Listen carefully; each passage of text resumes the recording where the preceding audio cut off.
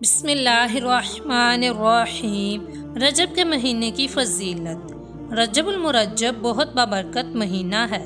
یہ حرمت والے ان 4 مہینوں میں سے ایک ہے جن کی عظمت و شان قرآن و حدیث میں بیان کی گئی ہے۔ چنانچہ اللہ پاک کا ارشاد ہے، ترجمہ کنز ایمان، بے شک مہینوں کی گنتی اللہ کے نزدیک 12 مہینے ہیں۔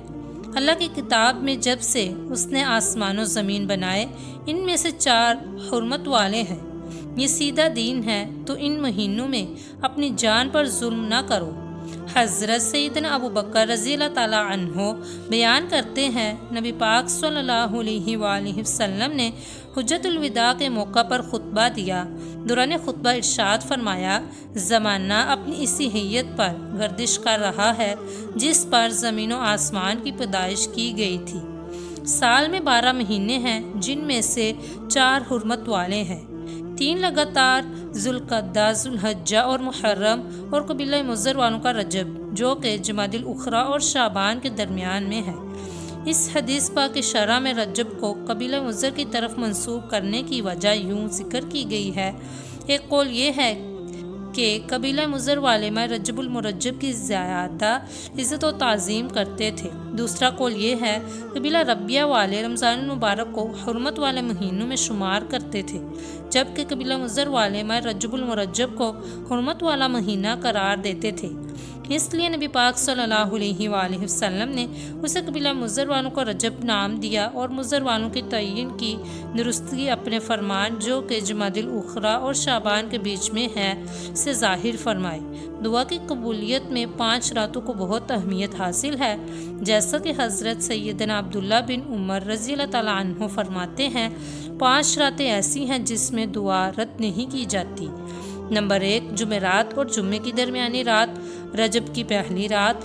نمبر 3، 15 شعبان کی رات یعنی شب برات۔ نمبر 4، عید الفطر کی چاند رات۔ نمبر 5، عید الاضحیٰ کی یعنی ذوالحجہ کی 10ویں رات۔ مشہور تابعی بزرگ حضرت سیدنا قتادہ رحمۃ اللہ علیہ فرماتے ہیں، حرمت والے مہینوں میں نیک عمل کا اجر بڑھ جاتا ہے، اور حرمت والے مہینوں میں ظلم و گناہ باقی مہینوں کے مقابلے میں گناہ عظیم ہو جاتا ہے، اگرچہ ظلم و گناہ ہر حال میں بڑا ہے۔ حضرت سیدنا انس رضی اللہ تعالیٰ عنہ سے روایت ہے کہ رسول اللہ صلی اللہ علیہ وآلہ وسلم کا فرمان ہے، جس نے ماہ حرام میں 3 دن جمعرات، جمعہ اور ہفتہ کا روزہ رکھا، اس کے لیے 700 سال کی عبادت کا ثواب لکھا جائے گا۔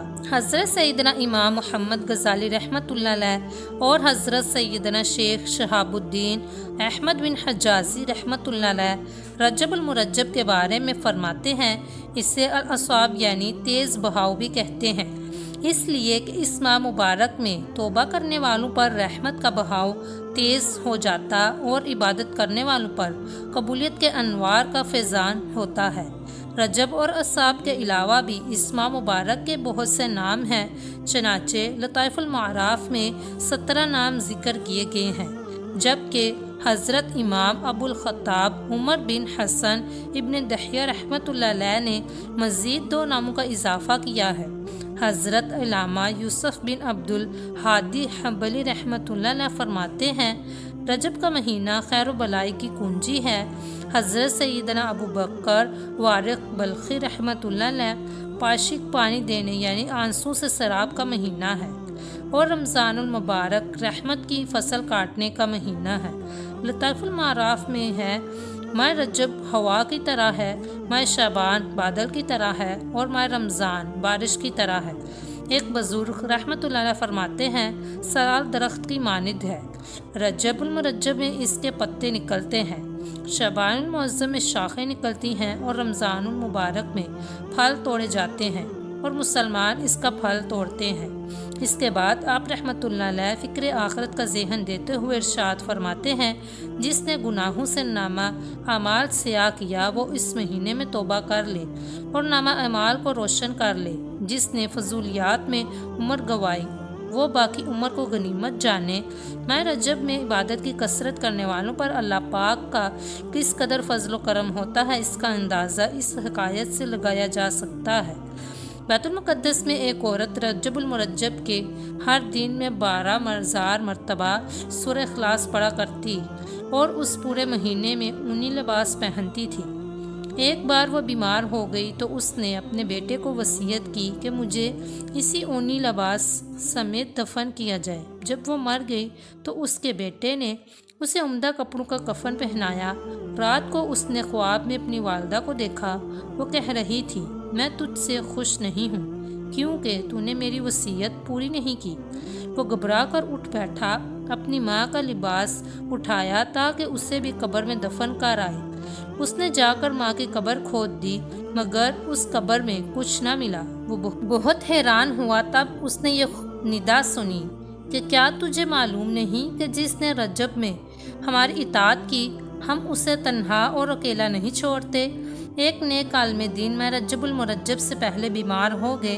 فرمانے لگے، میں نے اللہ پاک سے دعا کی ہے کہ میری وفات ماہ رجب المرجب تک مؤخر فرما دے، کیونکہ مجھے یہ خبر پہنچی ہے کہ ماہ رجب میں اللہ پاک بندوں کو دوزخ سے آزاد فرماتا ہے۔ چنانچہ اللہ پاک نے انہیں رجب المرجب عطا فرمایا اور اسی مہینے میں ان کا انتقال ہوا۔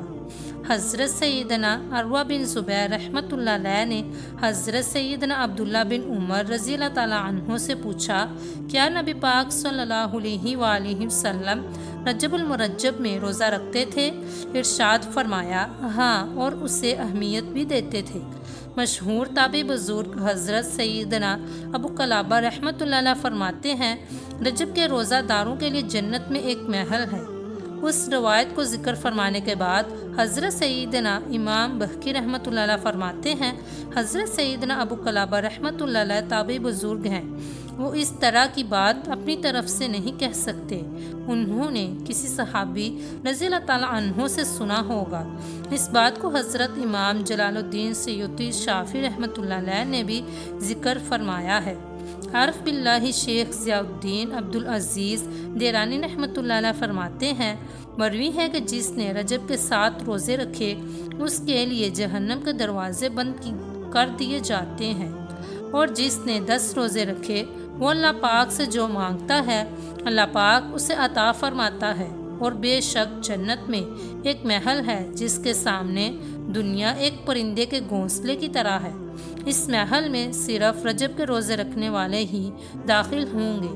حضرت سیدنا انس بن مالک رضی اللہ تعالیٰ عنہ سے روایت ہے، جنت میں ایک نہر ہے جسے رجب کہا جاتا ہے، اس کا پانی دودھ سے زیادہ سفید اور شہد سے زیادہ میٹھا ہے۔ جس نے رجب کے ایک دن کا روزہ رکھا اللہ پاک اسے اس نہر سے سیراب فرمائے گا۔ حضرت سیدنا ابن عباس رضی اللہ تعالیٰ عنہ فرماتے ہیں کہ رسول اللہ صلی اللہ علیہ وآلہ وسلم نے فرمایا، جو رجب میں ایک روزہ رکھے تو اس کا روزہ رکھنا ایک مہینے کے روزوں کی طرح ہے۔ جو رجب کے مہینے میں 7 روزے رکھے گا تو اس پر دوزخ کے 7 دروازے بند کر دیے جائیں گے۔ جو اس مہینے میں 8 روزے رکھے گا تو اس کے لیے جنت کے 8 دروازے کھول دیے جائیں گے، اور جو اس ماہ میں 10 روزے رکھے گا تو اس کی برائیاں نیکیوں میں بدل دی جائیں گی۔ اگر آپ کو ویڈیو پسند آئی ہو تو ویڈیو کو لائک کریں، شیئر کریں، کمنٹ کریں اور چینل کو سبسکرائب کریں۔ شکریہ۔